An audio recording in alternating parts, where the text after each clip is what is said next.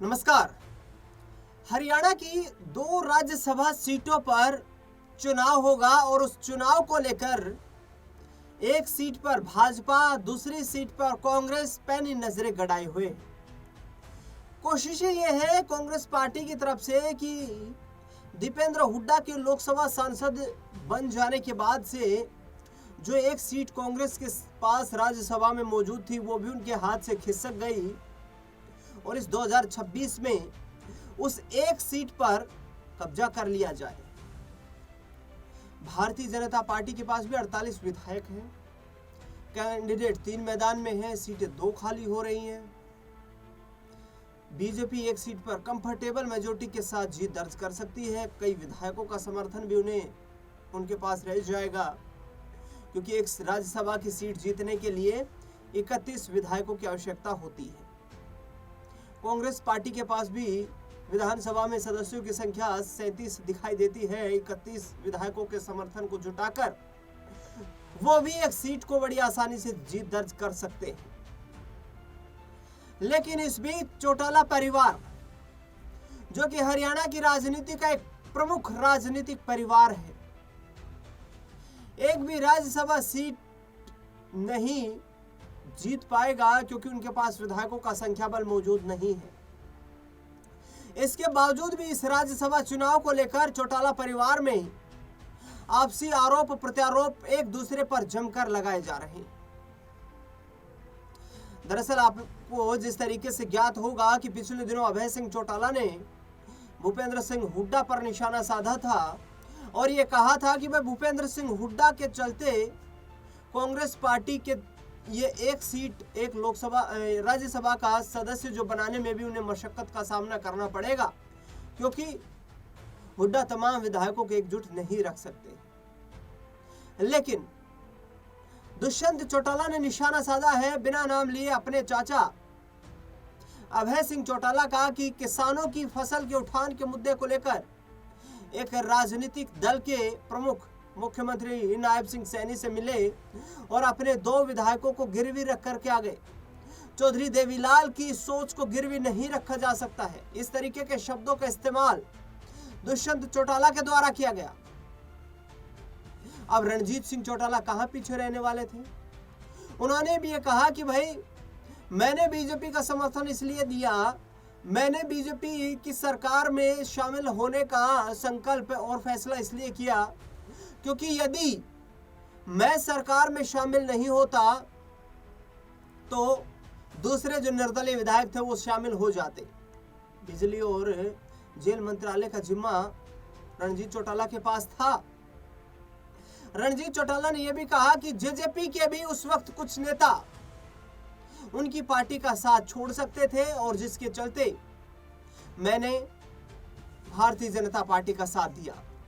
लेकिन अब असमंजस में है रणजीत सिंह चौटाला। रणजीत सिंह चौटाला असमंजस में इसलिए है क्योंकि लगातार पूरे हरियाणा में लगभग वो दौरे कर रहे हैं और उनकी कोशिशें ये हैं कि हरियाणा में फिर से अपना सियासी जनाधार तलाशा जाए और उसी जनाधार के आधार पर अपनी जगह बनाई जाए। रणजीत सिंह चौटाला ने कहा कि मेरे पास ऑप्शंस की कमी नहीं है। जेजेपी के दरवाजे खुले हुए हैं, बीजेपी के दरवाजे खुले हैं, कांग्रेस के दरवाजे खुले हैं, इंडियन नेशनल लोकदल के दरवाजे खुले हैं और मैं नहीं चाहता कि कोई नई पार्टी बनाई जाए, लेकिन मैं परिवार को एकजुट करना चाहता हूं। तो क्या इस तरीके की तीखी बयानबाजी से ही परिवार एकजुट होता हुआ नजर आएगा? दुष्यंत चौटाला का वो बयान आपको सुनवाता हूं जो उन्होंने हांसी की रैली में तीखा हमला किया है विपक्षी राजनीतिक दलों पर। स्वर्गीय चौधरी देवीलाल जी की सोच का संगठन है और स्वर्गीय चौधरी देवीलाल जी के राजनीतिक 70 साल के सफर के अंदर मुझे नहीं लगता उनने 7 साल भी सत्ता का सुख भोगने का काम किया, मगर उनने प्राथमिक तौर पर जनता की आवाज बनकर जनता के हितों के मुद्दों की लड़ाई लड़ने का काम किया है। और मैं इतना कह सकता हूं उन विरोधियों के लिए कि जो वहम विरोधियों के मन में है वो महम निकाल दे, चाबी का दौर ना गया है, ना आने वाले भविष्य में कार्यकर्ता जाने देंगे। साथियों, आज देश की परिस्थिति क्या बोलती है? युद्ध अमेरिका और ईरान के बीच में चल रहा है, मगर मैं अभी आ रहा था दिल्ली से, मुंडाल के अंदर गैस सिलेंडरों के लिए 200-250 लोगों की लाइन खड़ी है। यह देश की कूटनीति राजनीति है, जिसके अंदर देश के प्रधानमंत्री को बारी बारी यह दिखाया जाता है विश्व गुरु विश्व गुरु। उनके मंत्री कहते हैं गैस की तेल की कोई किल्लत नहीं है, और इस देश के आम नागरिक को इन परिस्थितियों में जो महामारी भी सिर्फ मिडल ईस्ट के अंदर है, नुकसान आम नागरिक की जेब में पहुंचने का काम कर रहा है। साथियों, यह समझने देखने की चीज है कि जो लोग ये बताया करते थे कि हिंदुस्तान की अर्थव्यवस्था बढ़ गई, आज विदेश से तेल लेने के लिए भी उन लोगों को ट्रंप की परमिशन लेने का काम करना पड़ता है। ली नहीं ली परमिशन, लिख के दिया ट्रंप ने, नहीं लिख के दिया कि 30 दिन के लिए हिंदुस्तान रशिया से तेल ले सकता है। इसका मतलब तो आज आर्थिक तौर पर देश को ये जो $500 बिलियन की चर्चा करी गई, आर्थिक तौर पर अमेरिका के हाथ में गिरवी रखने का काम हमारी केंद्र की सरकार ने कर दिया। मगर साथियों, ये समझना देखना अब आपको है कि क्या देश और प्रदेश के भविष्य के लिए हमें करना पड़ेगा। और मैं आज कहना चाहूंगा धर्मेंद्र जी को, मलिक साहब को, आप दोनों इस देश के सबसे बड़े सदन के सदस्य हो। ये आवाज सबसे पहले देश के आम नागरिक तक आप दोनों को उस सदन से उठानी पड़ेगी।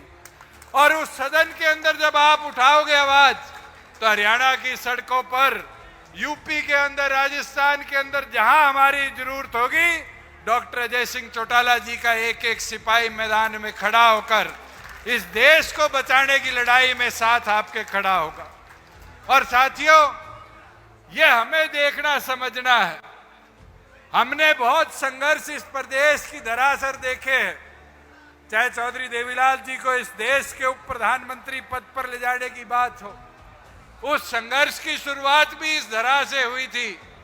और चाहे बड़े बड़े आंदोलन आए हो, हमें भी उन आंदोलनों की मार झेलनी पड़ी।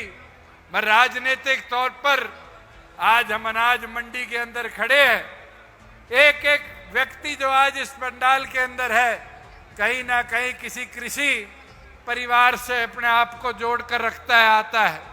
आप अपने दिल पर हाथ रखकर देखो, क्या जब आप सरकार में हिस्सेदार थे तो आपके राज के अंदर किसान का मंडी से उठान 2 दिन के अंदर और 2 दिन में उसके खाते में पैसा देने की व्यवस्था थी, नहीं थी? यह व्यवस्था इसलिए बन पाई कि आप लोगों का हिस्सेदारी राज के अंदर थी। ये हमारे बूढ़े बुढ़िया बैठे हैं, मैं तो आपसे पूछना चाहूंगा, मैं कैसी ताकत में था? 250 रुपए बढ़वाकर 1000 रुपया पेंशन बढ़वाई, किसी की एक बूढ़े की पेंशन कटने का काम नहीं हुआ।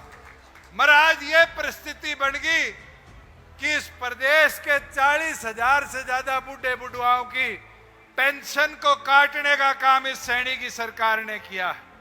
और साथियों, बजट जाता है इस प्रदेश का, मगर उस बजट का उद्देश्य हरियाणा को खुश करना नहीं होता, हरियाणा के कामों को, हरियाणा के नागरिक को प्रोत्साहित करना नहीं होता।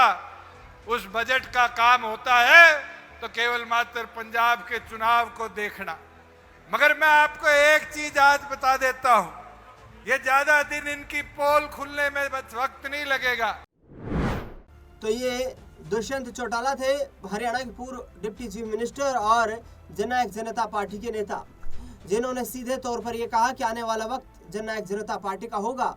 लेकिन रणजीत सिंह चौटाला को क्या ये अपने खेमे में कर पाएंगे? क्योंकि पिछले दिनों उन्होंने प्रोफेसर संपत सिंह, जो कि राजनीतिक तौर पर अभय सिंह चौटाला इंडियन नेशनल लोकदल के साथ जुड़े हुए हैं, उन पर निशाना साध दिया था। इस खास रिपोर्ट को लेकर आपकी क्या राय प्रतिक्रिया है, आपका क्या मानना है, वो हमें आप कमेंट बॉक्स में जरूर बताएं। देश दुनिया से जुड़ी तमाम बड़ी खबरों के लिए देखते रहिए SPN 9 न्यूज।